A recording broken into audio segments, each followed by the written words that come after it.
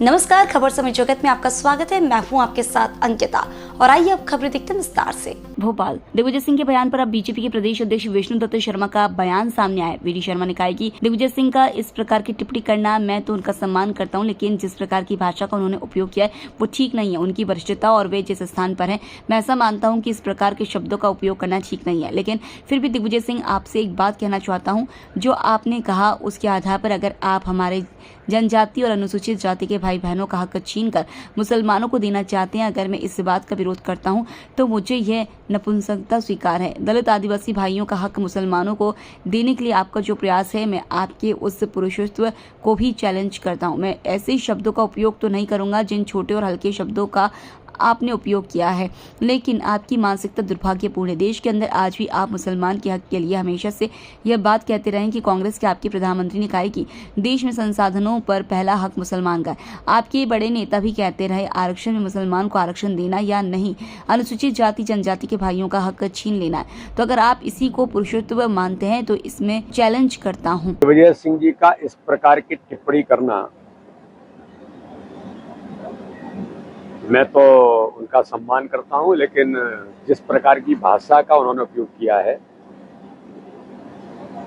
ये उनकी वरिष्ठता और जिस स्थान पर वो रहे हैं, मैं ऐसा मानता हूं कि इस प्रकार के शब्दों का उपयोग करना ठीक नहीं है। लेकिन फिर भी दिग्विजय सिंह जी, मैं एक बात जरूर कहना चाहता हूं कि जो आपने कहा उसके आधार पर अगर आप हमारे जनजाति और अनुसूचित जाति के भाई और बहनों का हक छीनकर आप अगर मुस्लिमों को देना चाहते हैं और मैं अगर इस बात का विरोध करता हूं तो मुझे वो नपुंसकता स्वीकार है। और दिग्विजय सिंह जी, आप अगर उन दलित भाइयों का, अनुसूचित जनजाति और अनुसूचित जाति के भाई और बहनों को हक को छीन करके मुसलमानों को देने के लिए ये आपके जो प्रयास है, तो मैं आपके उस पौरसत्व को भी चैलेंज करता हूं। इसलिए मैं ऐसे शब्दों का उपयोग तो नहीं करूंगा जिस छोटे और हल्के शब्दों का आपने उपयोग किया है। लेकिन दुर्भाग्यजनक है आपकी मानसिकता।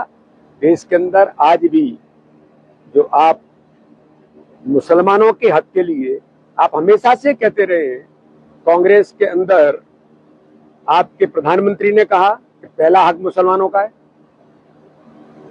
आपके कांग्रेस के बड़े नेता ही कहते रहे कि आरक्षण में मुसलमानों को आरक्षण देना यानी अनुसूचित जाति जनजाति भाइयों का हक छीनना।